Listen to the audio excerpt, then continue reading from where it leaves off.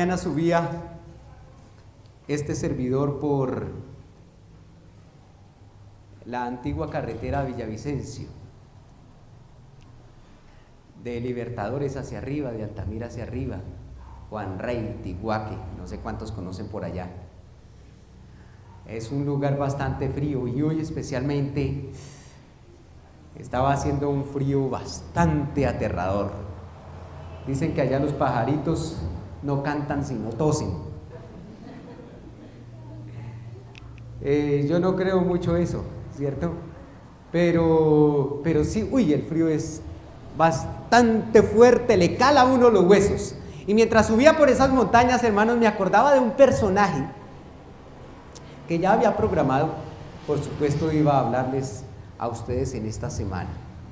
Un hombre que vivió precisamente en unas montañas, en las montañas de Galaad.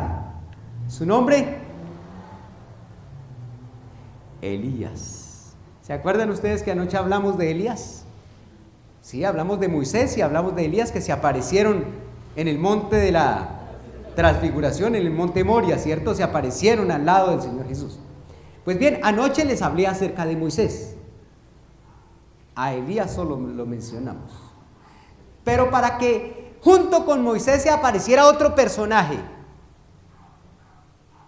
al lado del Señor Jesús, de condición viva, es porque ese personaje indudablemente tuvo que tener algo bien particular para hablar de él, para que estuviera con Jesús. Y por eso hoy dije, después de hablar de Moisés tengo que hablar de Elías. Y después de hablar de Elías tengo que hablar de otro personaje que se ligue con él de alguna manera. Y después de ese, pues otro que se ligue con él de alguna manera.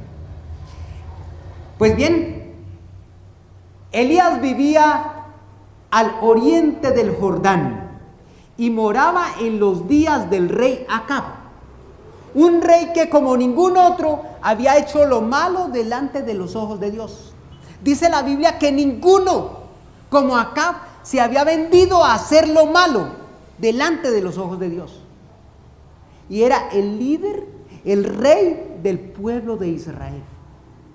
Se había casado nada más y nada menos que con Jezabel, la hija de Jerobaal, el rey de los sidonios. Así es que Jezabel era sidonia, era una mujer pagana, adoraba a Baal y por supuesto participaba de todos los ritos de los cananeos. Elías vivía lejos de la ciudad. Eso le dio a Elías un carácter bien particular, porque en la montaña Elías se encontraba con Dios, alejado de las corrupciones. Allá en el campo podía ver el lenguaje de la naturaleza, el código del cielo, el idioma de las aves, y por ese medio se relacionaba con Dios todo el tiempo. No había nada artificial que le recordara la confección humana, sino que todo era natural, salido de las manos de Dios. Fue llamado a ocupar un puesto elevado en la vida del pueblo de Israel y desarrolló una misión confiando en el propósito de Dios para su pueblo. Elías no procuró ser el mensajero de Dios, pero rogaba cada día al cielo que si era necesario enviar castigos a ese pueblo escogido para que se arrepintiera de sus pecados, que Dios lo hiciera. Era tal su celo que oraba una y otra vez y constantemente amonestaba a todas aquellas personas con las que se relacionaba. Él no solicitó ser admitido en el palacio del rey.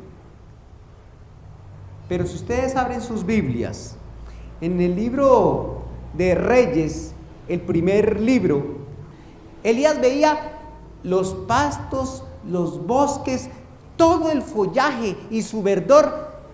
Le decían que quizás no era posible que fuera a presentarse una sequía de las proporciones como él le iba a anunciar al rey. Pero él creía en la palabra de Dios. Y por esa razón se presentó delante del rey y le dio el mensaje sin ningún ambaje y sin ningún permiso. Como si un rayo bajara del cielo. De la misma manera como Elías se presentó delante del rey y le pronunció su sentencia, de la misma forma desapareció. Salió rápidamente de ese lugar. Cuando el rey reaccionó, ya Elías no se encontraba en el lugar, había desaparecido. Y a continuación dice que Dios le dijo a Elías que se fuera hasta el arroyo de Querit, que está al oriente del Jordán, y que bebería del arroyo mientras comenzaba la sequía. Efectivamente, comenzó la sequía. Y todo el calor abrasador del sol comenzó a devorar paulatinamente la hermosura de la vegetación. Primero fueron las hojas de los arbustos pequeños y las plantas pequeñas que se secaron. Después los árboles más fuertes. Y finalmente, todo en Israel era un completo desierto. La tierra comenzó a abrirse y realmente comenzó una sequía sin parangón en toda la historia del pueblo de Israel. Con el transcurso del tiempo, el arroyo de Querit, donde Dios lo había mandado ir, comenzó también a secarse. Dios le había mandado cuervos para que lo alimentaran. Pero muy pronto el agua desapareció y Dios entonces le da otra orden. Le dice que se vaya hasta un lugar bien particular, donde una viuda en Sarepta. Durante el primer año, hermanos, todos los animales que tenía el pueblo de Israel comenzaron a gemir, comenzaron a llorar por la escasez de la vegetación. Y miles de animales desaparecieron. Los rebaños vagaban angustiados, mugiendo y balando. Sin embargo, aún frente a estas evidencias del poder de Dios, el pueblo de Israel era obstinado y no se arrepentía de sus pecados. Esto me hace acordar, hermanos, precisamente de la situación que se vivió allí en Venezuela y lo que se vive hoy aquí en Colombia. A pesar de que vemos paros, que la comida escasea, que hay una crisis económica a causa del problema agrícola, pero la gente parece no reaccionar, no entender, y el pueblo de Dios todavía sigue tan ocupado en sus actividades. ¿Qué estamos esperando para que reaccionemos y nos entreguemos a Dios? Acab entonces emprendió una búsqueda a fin de hallar a Elías. Por todo el país se comisionaron grupos de guardias que andaban buscando a todas las personas que tuvieran alguna relación con Elías para indagarles acerca de su paradero. Y muy pronto la reina Jezabel decidió tomar venganza del profeta Elías. Así como había mandado matar a Nabot y había mandado matar a los profetas, a otros profetas, ahora decidió matar a todos los profetas de Jehová que hubiera en el reino de Israel. Sin embargo, el rey Acab tenía un gobernador, un administrador. Su nombre, Abdías. Y él había tomado a los profetas de Dios, a un grupo de 100 profetas, y lo escondió en 2 grupos de 50. Y los había alimentado con pan y con agua para que pudieran escapar de las garras de Jezabel. Eso se encuentra en el versículo 4 del capítulo 18.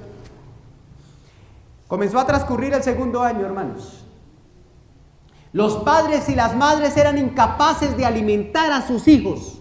Y muy pronto les tocó ver cómo esos hijos comenzaron a morir.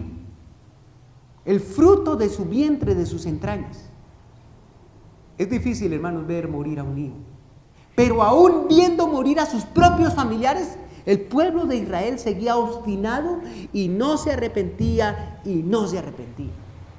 Muchos dicen, pero Dios es injusto. ¿Cómo es posible que mueran personas inocentes?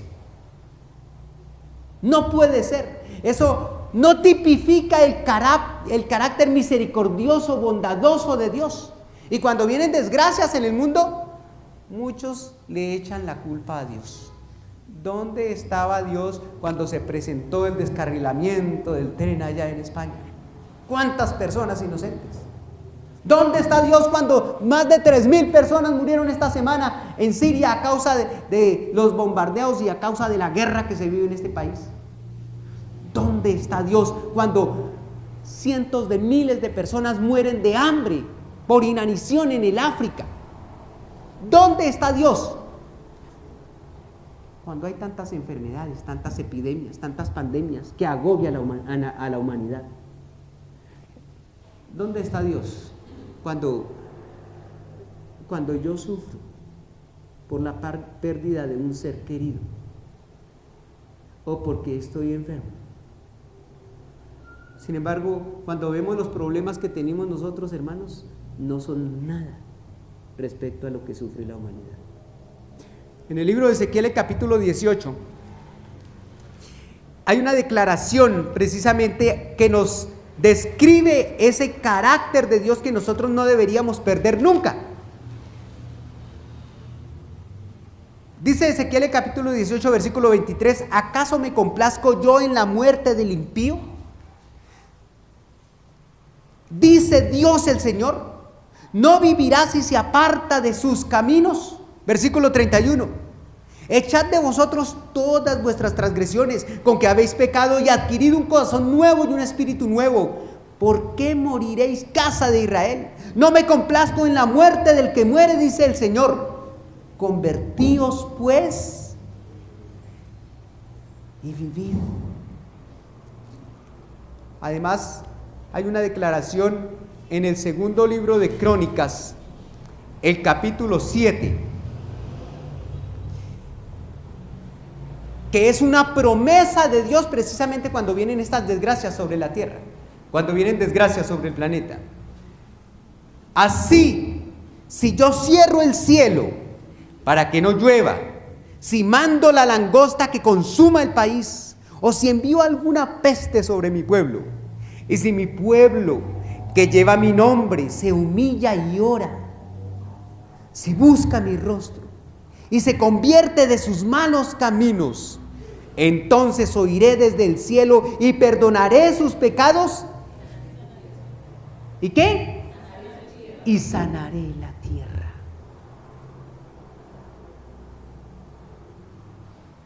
Esas son las promesas que Dios tiene para todos nosotros.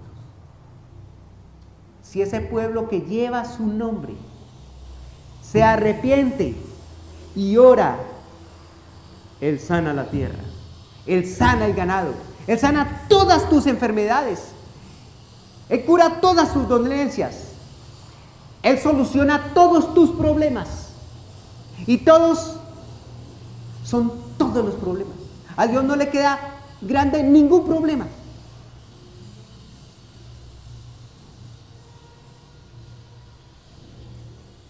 Hermanos, cuando el arroyo de Querib se secó y Dios lo mandó a la viuda de Sarepta, con la viuda se presentó un problema. Y era que no tenía sino una tinaja con un poquito de harina y otra con un poquito de aceite. Y le dijo la viuda de Sarepta a Elías, vamos a comernos de ese aceite y de esa harina para preparar un poco de comida y después vamos a morir. Y Elías, de una manera intrépida, le dijo, vaya y me prepara primero una torta a mí y después prepara para usted. Y la mujer se quedó mirándolo. Yo no quiero decirles cuántas cosas pasaron por la cabeza de aquella mujer, pero parecía como si el profeta fuera un hombre egoísta, primero para mí. Pero Dios estaba probando la fe de aquella mujer. Hermanos, porque cuando nosotros buscamos primero las cosas de Dios, el alimento en la casa de Jehová, a nosotros las cosas nos sobreabundan. Hay personas que dicen, yo no devuelvo los diezmos, yo no devuelvo las ofrendas, porque eso es un negocio para los pastores. Y cuántas cosas nosotros hemos visto injustas, ¿cierto? De parte de líderes religiosos, pastores que realmente tienen una vida que, bueno, deja mucho que desear. Pero ¿eso es acaso una disculpa para yo robar a Dios? No. El pastor, el anciano o los líderes de iglesia tendrán que darle cuenta a Dios por lo que hicieron con los recursos. Pero eso no es disculpa para que yo robe a Dios. Dios le hizo una promesa. Se encuentra en 1 de Reyes 17:10, dice, y comió de ella muchos días, y la tinaja de la harina no escaseó, ni menguó la botija de aceite, conforme a la palabra que Jehová había dicho por medio del profeta Elías, hermanos. Si nosotros le devolvemos a Dios lo que es de Él, por pequeño que sea, nunca va a faltar el alimento en mi vida. Ay, pero es que yo no gano sino para medio comer. Yo no gano ni para dormir.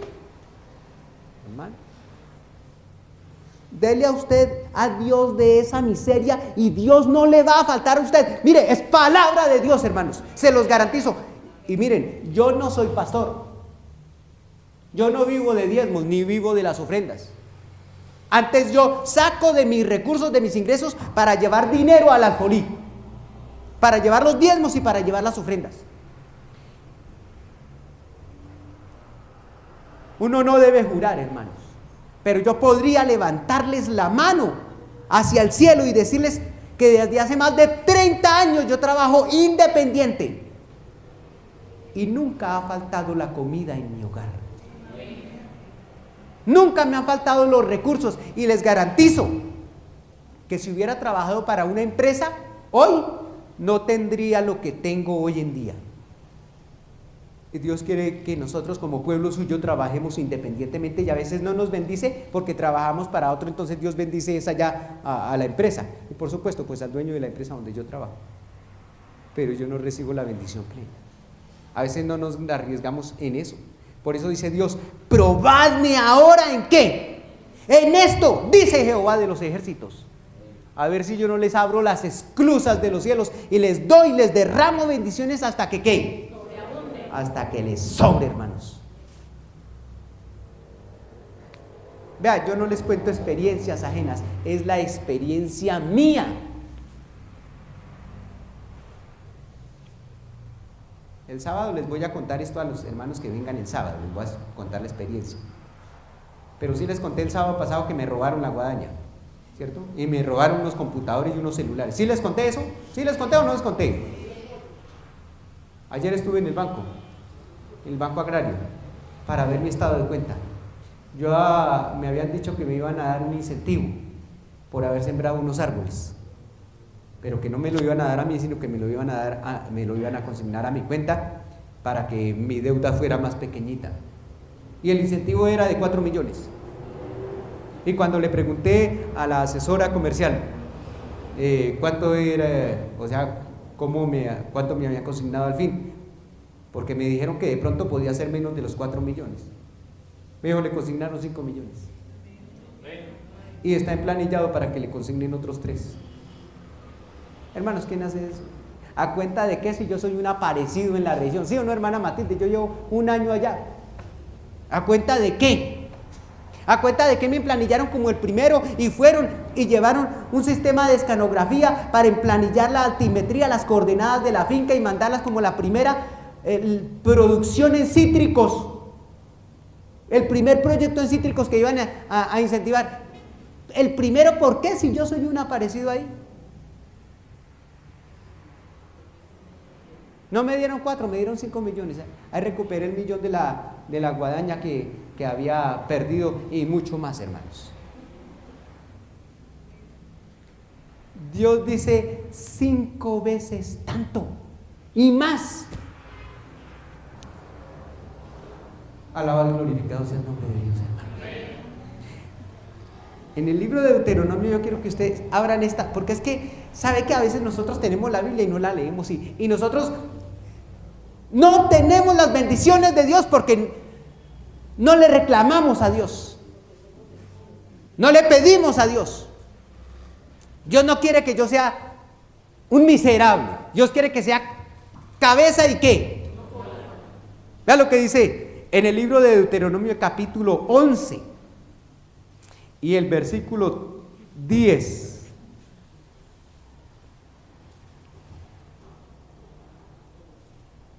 La tierra que vas a poseer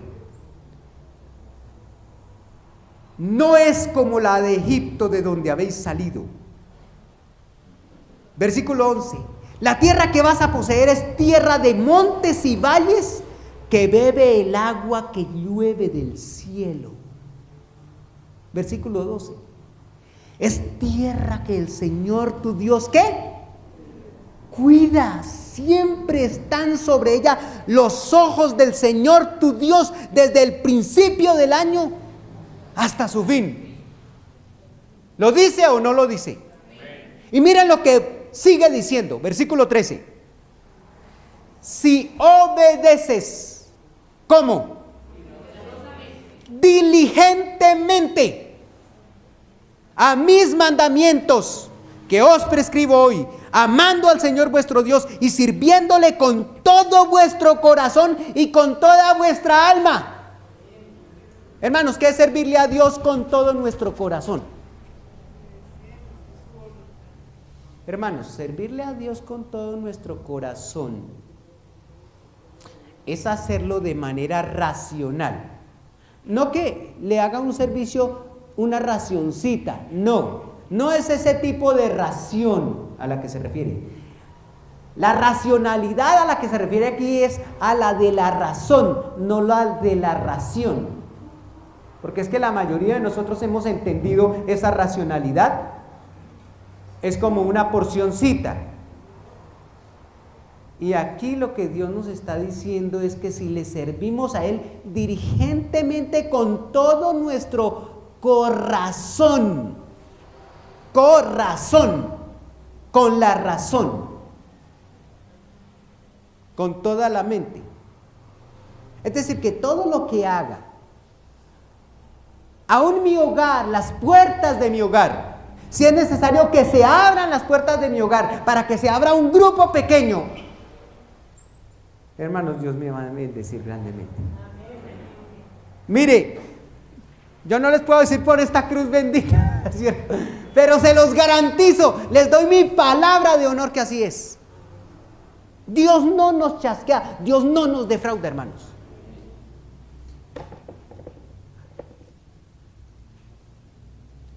Ahora, en Primero de Reyes, Dios nuevamente sigue guiando a su profeta, al profeta Elías. Y entonces el rey Acab se organiza con su mayordomo. ¿Cómo es que se llama el mayordomo? Abdías, ¿cierto? Y le dice, bueno, tú te vas a ir por un lado y yo me voy a buscar por otro lado. Vamos a buscar a ese profeta. Y Abdías va y se encuentra con el profeta.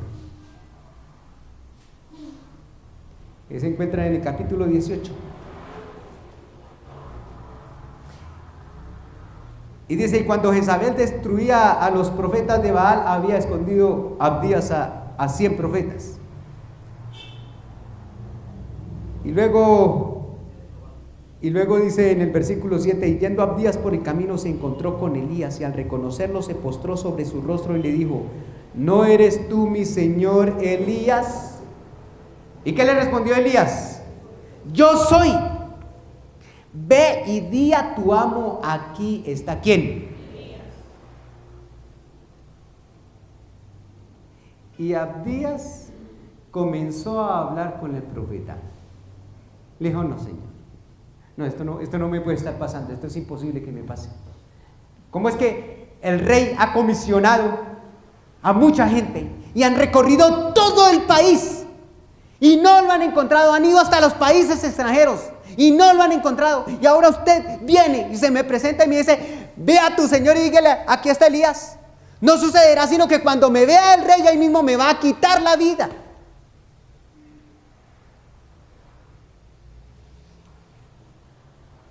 ¿Por porque tú apareces y desapareces de una manera muy fácil. Le dijo Elías: no se preocupe, que yo hoy me voy a aparecer frente al rey, dígale que me voy a aparecer frente a él. Y sí, estaba hablando el mayordomo Abdías con su rey, cuando entonces apareció nada más y nada menos que el profeta Elías. Acab estaba asustadísimo, estaba tembloroso, porque sabía lo que significaba un encuentro con el profeta.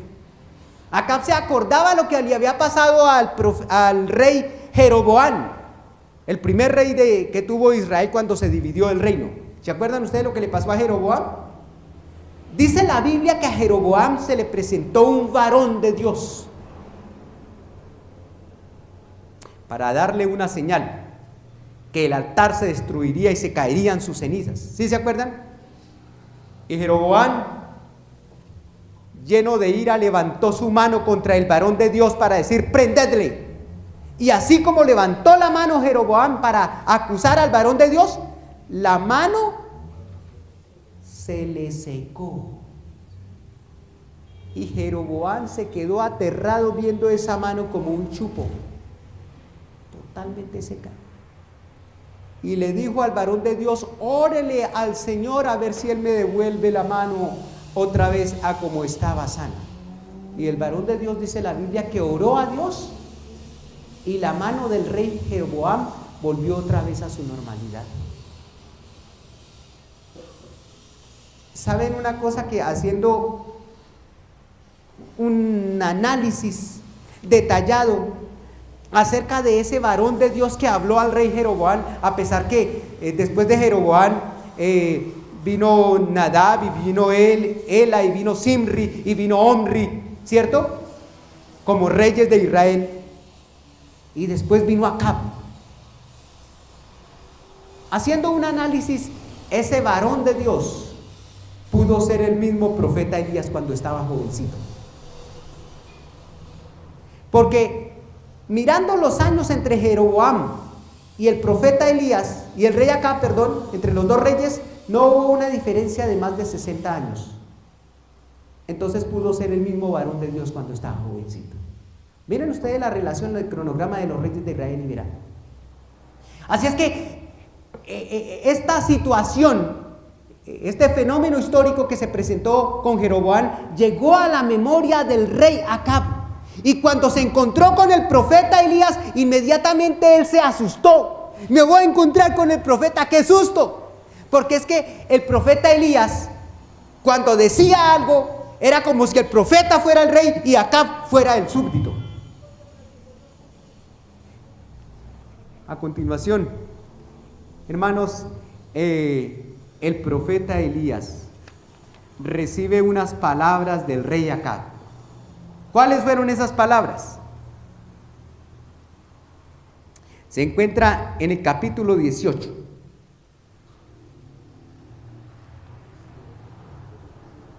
El versículo 17.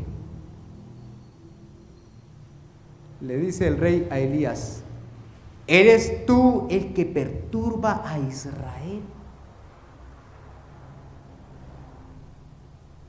Algunos se ríen, ¿cierto? Es que esas palabras son como surgidas de la impotencia del rey. ¿Saben una cosa? Encontré en el libro Profetas y Reyes, para los que están tomando nota, en la página 103, dice: es natural que el que obra el mal tenga a los mensajeros de Dios por responsables de las calamidades que son el seguro resultado que produce el desviarse del camino de la justicia. Los que se colocan bajo el poder de Satanás no pueden ver las cosas como Dios las ve. Cuando se los confronta con el espejo de la verdad, se indignan al pensar que son reprendidos, cegados por el pecado, se niegan a arrepentirse y consideran que los siervos de Dios se han vuelto contra ellos y que merecen la censura más severa. Pero el profeta Elías no se quedó callado, ¿cierto? Estaba lleno de indignación y del ardiente anhelo de ver honrar a Dios. Devuelve a Acab su imputación, declarándole intrépidamente al rey que son sus pecados y los de sus padres lo que atrajo sobre Israel esa terrible calamidad. Vean lo que dice el versículo 18. Yo no he perturbado a Israel, sino ¿quién? Tú y la casa de tu padre, dejando los mandamientos del Señor y siguiendo a los Baales. Qué tremenda declaración, hermanos. Un profeta que se vestía con una piel de camello, hermanos, con un cinturón de cuero, humildemente, frente a un rey con todos sus atavíos, con todos sus lujos, con toda su corte y con toda su guardia. Porque Acab no se presentó delante de Elías solo, no. Él solo no se iba a presentar, le daba miedo.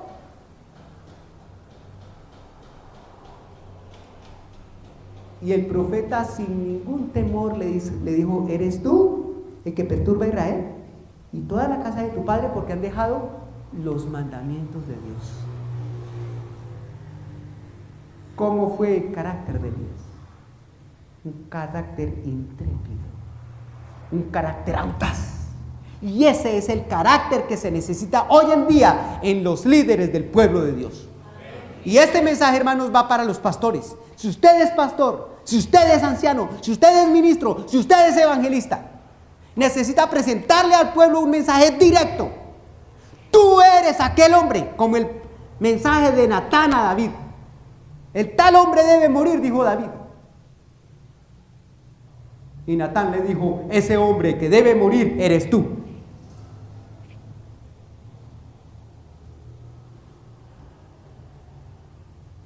Hoy también es necesario que se eleve una reprensión severa, porque graves pecados han separado al pueblo de su Dios. La incredulidad se está poniendo de moda. Millares declaran, no queremos que éste reine sobre nosotros.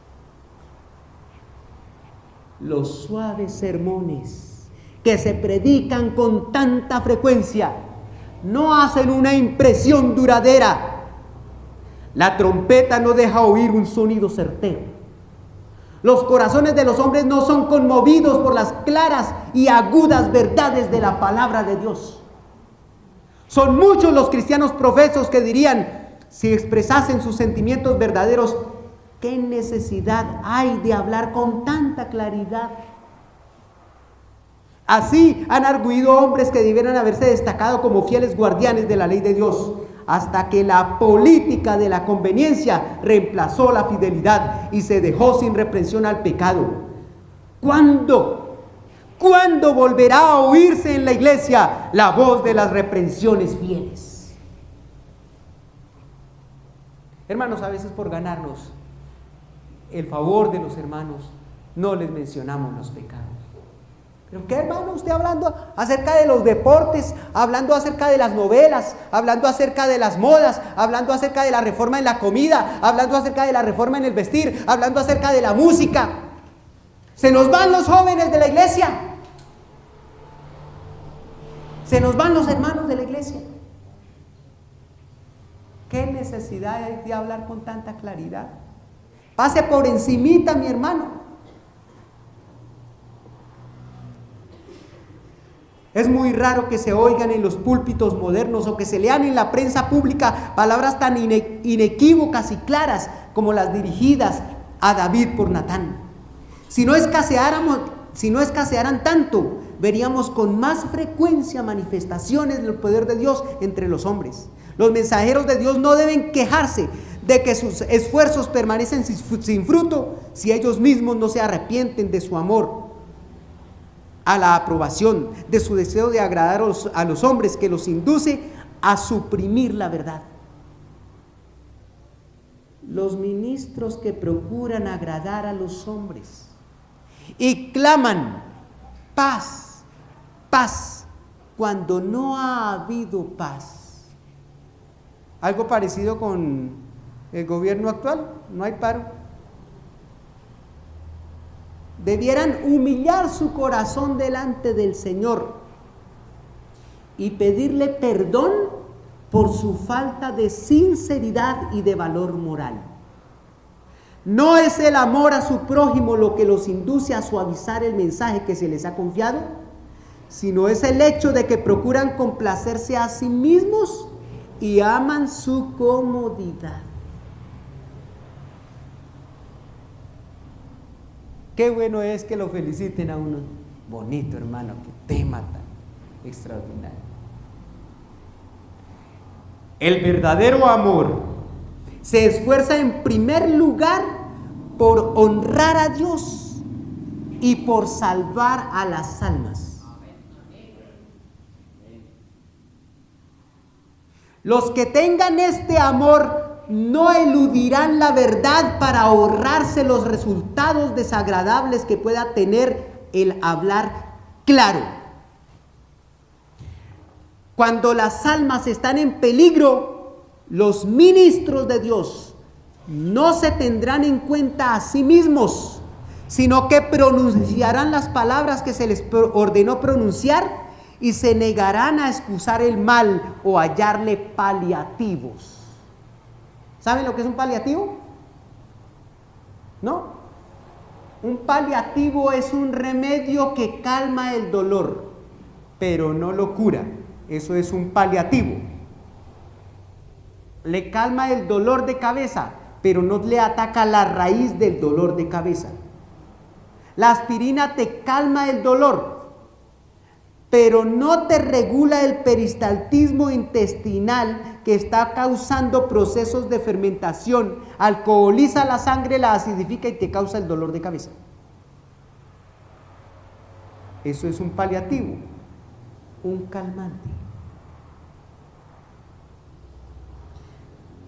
Dios, escuchen por favor este mensaje, Dios no puede usar hombres que en tiempo de peligro, cuando se necesita la fortaleza, el valor y la influencia de todos, temen decidirse firmemente por lo recto.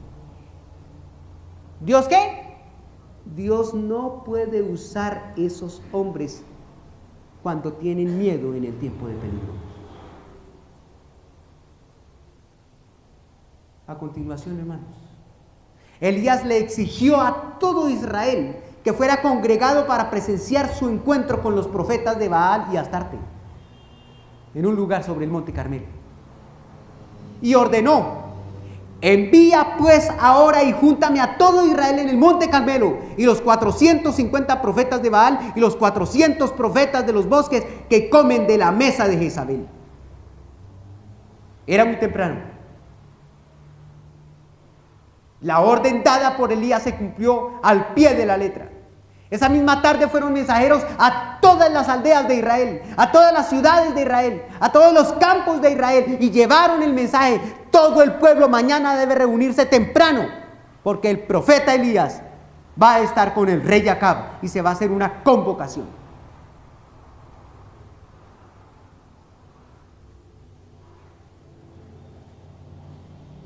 El rey llegó rodeado por su corte. A su lado se encontraba su malvada esposa, Jezabel, y la guardia estaba rodeando la seguridad del rey. Todo el pueblo estaba inquieto. Se preguntaban: ya van 3 años y medio de sequía, ya se han muerto nuestros ganados y nuestros hijos. ¿Qué otra desgracia terrible se puede presentar? Por eso no faltó ninguno. Todos se presentaron en las laderas del monte. Entonces,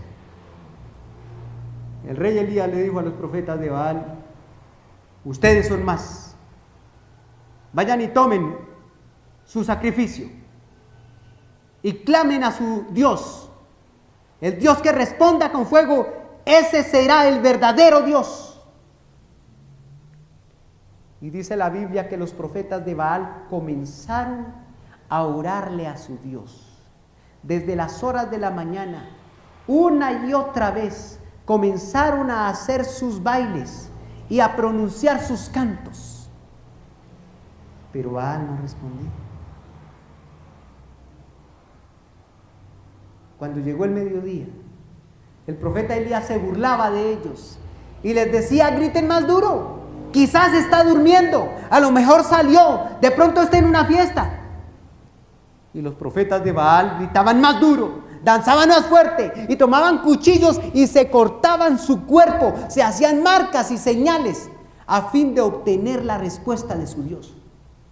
¿Saben una cosa? Satanás estaba allí presente y hubiera dado todo lo que pudiera por haber manifestado con fuego su presencia en ese momento, pero Dios no se lo permitió.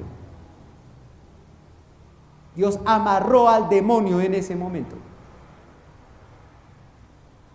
y se vio impedido a hacer alguna de sus señales mentirosas.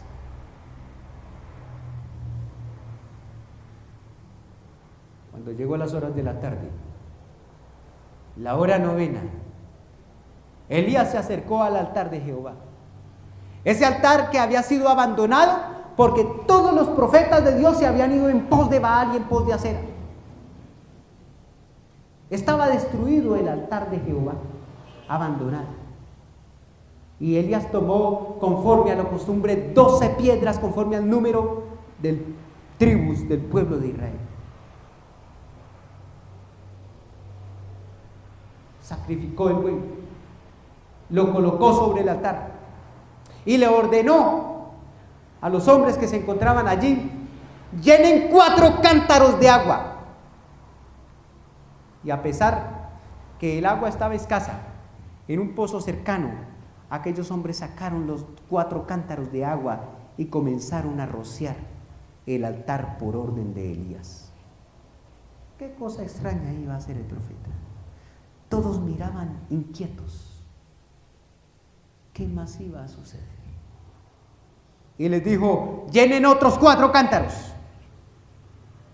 Y volvieron a llenar otros 4 cántaros de agua. Y les volvió a decir por tercera vez: llenen otros 4 cántaros.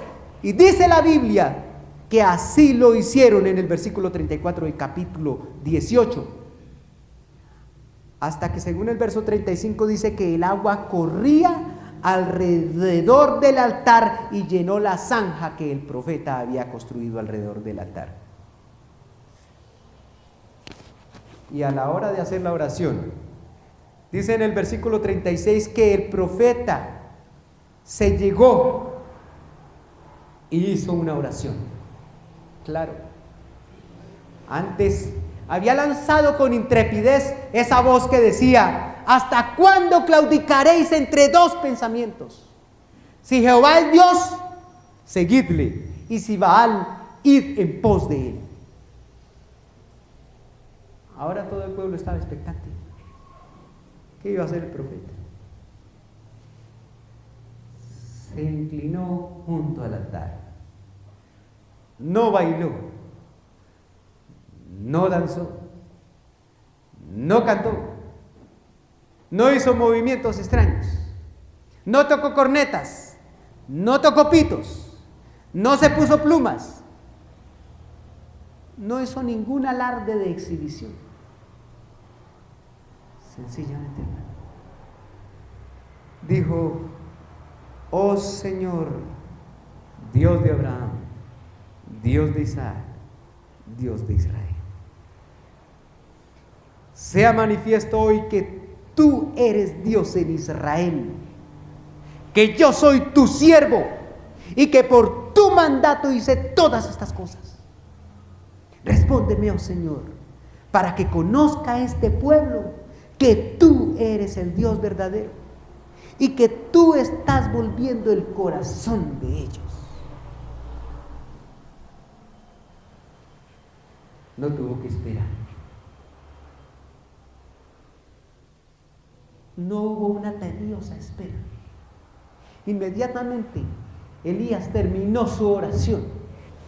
Comenzó a abrirse en el cielo una coloración rara y una nube semejante a la que ornaba el tabernáculo, aquella que separó al pueblo de Israel de los egipcios cuando estaban siendo perseguidos. Se presentó inmediatamente. las centellas comenzaron a iluminar el firmamento. Y los rayos comenzaron a descender sobre el altar y quemó completamente el sacrificio.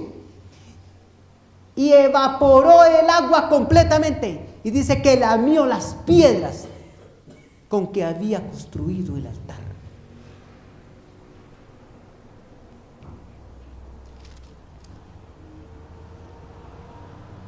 Y cuando todos vieron ese espectáculo, se postraron y exclamaron: el Señor es Dios, el Señor es Dios.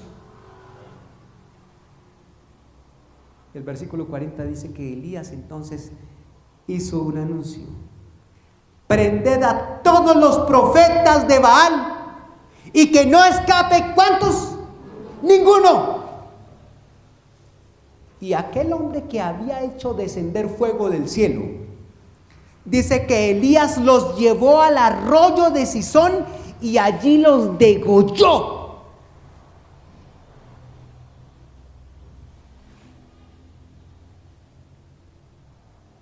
Hermanos, sin ninguna misericordia contra el mal, sin ninguna lástima por el pecado. Es que no se debe tener ninguna lástima con el pecado. El Señor Jesús dijo: si tu mano te es ocasión de caer, ¿qué? Córtala. Si tu ojo te es ocasión de caer, ¿qué? Sácalo. ¡Qué palabras! Hermanos, qué carácter el de Elías. ¿Y dónde formó ese carácter? Allá en las montañas. A mí siempre me abrumó como la crudeza de los campesinos, ¿cierto? Cuando uno habla con un campesino, ellos no se ponen con rodeos, sino dicen las cosas directamente. Su merced, es que yo vengo por la plática que me debe. Así, ¿cierto? No se pone es que, buenas tardes, ¿qué por acá? No. Es que necesito la plática para comprarlo en el mercado, señor. Así, directo. Y si están enojados, de una vez forman el problema. No se ponen con carticas, con diplomas, no. ¿Qué carácter es de Elías, hermanos? Dios quiere que nosotros tengamos un carácter audaz, un carácter intrépido para combatir el pecado. Yo no sé, hermanos, si usted es un anciano de iglesia, o si usted es un director de diáconos, o un diácono de la iglesia, o usted es un ministro de la iglesia, yo no sé si usted está viviendo en adulterio, hermano. No lo sé. Es muy posible. Es muy posible que usted viva en fornicación. Es muy posible que usted todavía se masturbe. Es muy posible que usted vea películas pornográficas. Es posible. Ahora hay mucha facilidad. Uno está en el chat, en el internet, en el correo electrónico, y ahí le salen las muchachas bonitas, todas despechugaditas, ¿cierto? Sí. Y salen también hombres atléticos, cuerpo hercúleos allá, ¿cierto?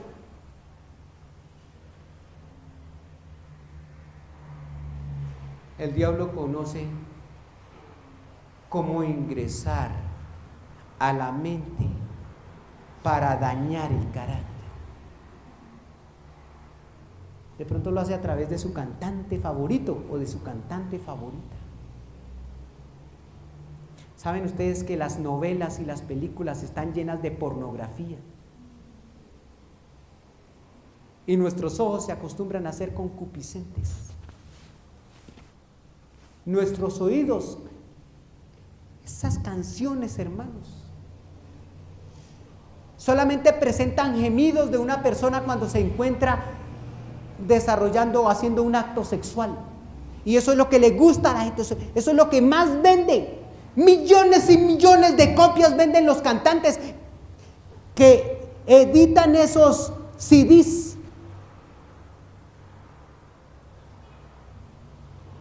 Y nosotros como pueblo de Dios no estamos exentos de eso. Si usted es un adventista o un anciano, un líder de iglesia o un hermano de iglesia, y si usted está cometiendo uno de esos pecados, Dios le está llamando hoy para que se arrepienta.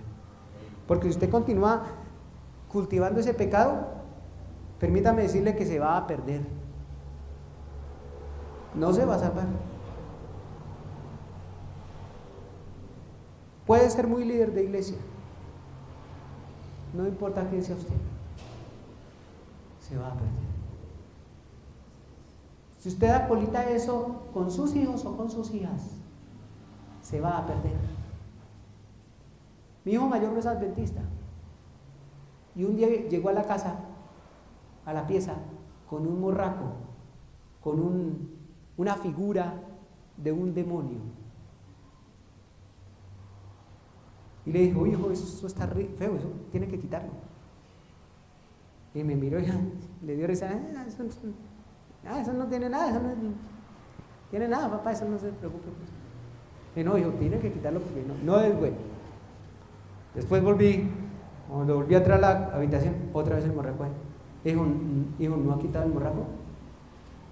No, eso no tiene nada, papá, eso no es ningún diablo, eso es una figura, eso es un ¿cómo es que se llama? Una figura de esas de Harry Potter, como un águila, como un...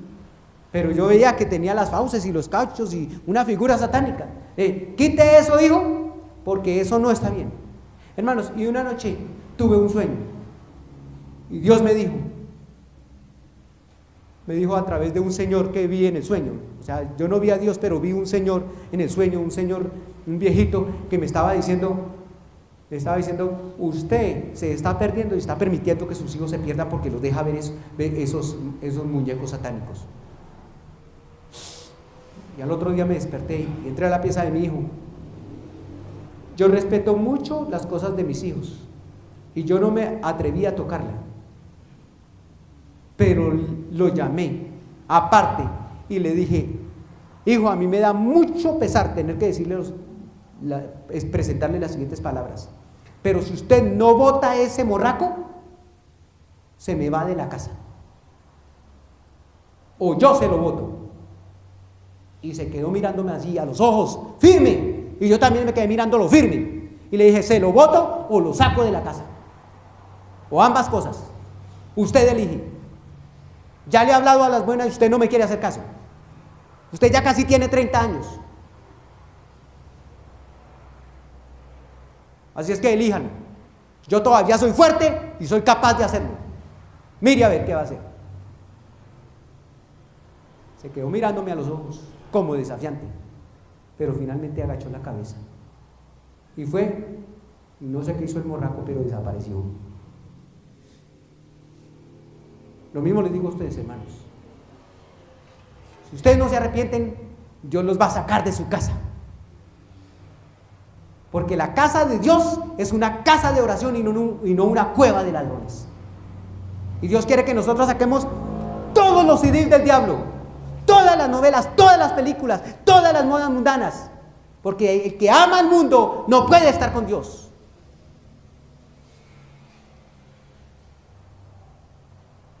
Por eso fue la sentencia de Elías, y por eso murieron 400 sacerdotes de Baal y 450 sacerdotes de Acera. Por eso. Terrible, ¿cierto?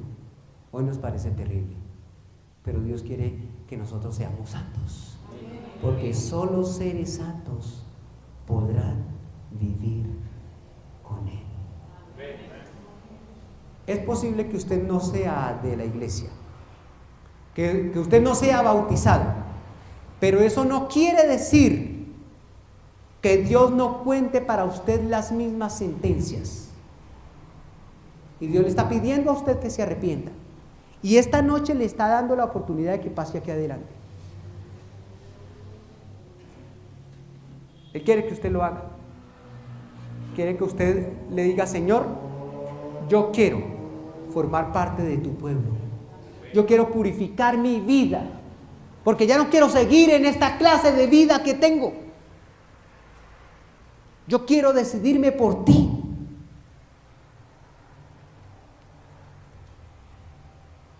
¿Tiene pruebas? Claro que tiene pruebas. ¿Cuáles son esas pruebas? Dios dice que debe guardar el día de Dios, el sábado.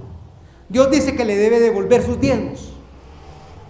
Si usted es fiel en eso, si usted es fiel en las normas, Dios lo va a aceptar como su hijo. Pero hace falta que usted selle ese pacto con Él. Si usted quiere hacerse bautizar, sellar su pacto con Dios, puede ser que no sea esta noche, de pronto mañana o de pronto el sábado. Hable aquí con los ancianos de nuestra iglesia, hable con este servidor y nosotros programamos una visita. O si usted es un hermano de la iglesia y tiene problemas personales, hable con el anciano de la iglesia, hable con este servidor, programamos una visita y vamos a su casa. Si es necesario, lloramos por usted, oramos con usted, lo asesoramos a fin de que sepa qué hacer ante una situación difícil. Y el Señor lo va a bendecir. Si usted tiene el deseo en su corazón de servirle a Dios, de cambiar su vida de hoy en adelante. Si usted tiene un problema grave en su casa, si tiene un hijo, un hermano, su papá o su mamá, alguien por quien quiere que se ore hoy y que usted cree que se puede acercar a los pies del Señor, pase aquí adelante, hermanos. Vamos a doblar nuestras rodillas y vamos a orar por su caso específicamente. Pase aquí, levante su mano y póngase en pie, pase aquí, hermano, pase aquí adelante y vamos a orar por su familia, vamos a orar por usted. Y cuando yo haga la oración, el Señor va a manifestar su respuesta. Vamos a inclinar el rostro.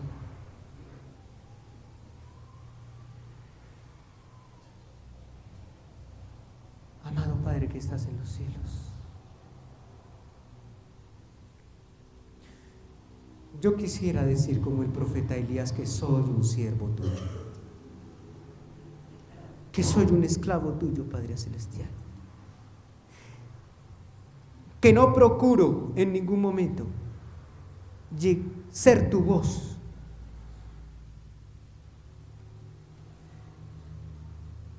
pero me has colocado en este lugar para dirigir tu santa palabra, para expresar tu voluntad a este pueblo, un pueblo hambriento, un pueblo sediento de la verdad. Tú conoces sus necesidades y haces una promesa. ¿Será que si obedecieres diligentemente la voz de Jehová y guardares sus mandamientos? Quisiéramos oír esa voz de manera diligente, de manera constante, Señor.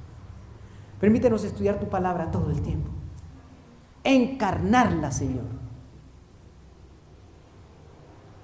Enséñanos a obedecer.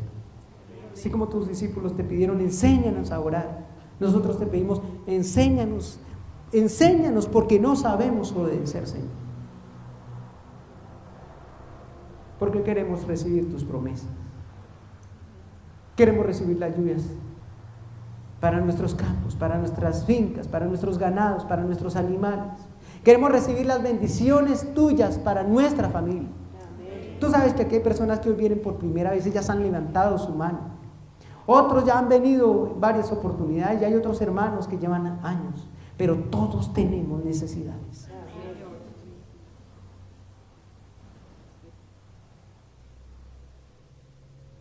Tú conoces esas necesidades, Señor, que tú lo conoces todo. Y no tenemos nada bueno que ofrecer. ¿Cómo nos presentaremos, Señor? Solamente hacer justicia y amar misericordia y andar humildemente delante de ti. Enséñanos a acatar tu voluntad, Señor. Enséñanos a obedecer. Y que como el profeta Elías nos paremos firmes frente al pecado. Y de esa manera, como Elías, no estaremos solos, sino que la hueste de tus ángeles estará con nosotros y nos protegerá, Señor. Alabado y glorificado sea tu nombre. Llévanos con bien a nuestro hogar. En el nombre de Jesús. Amén.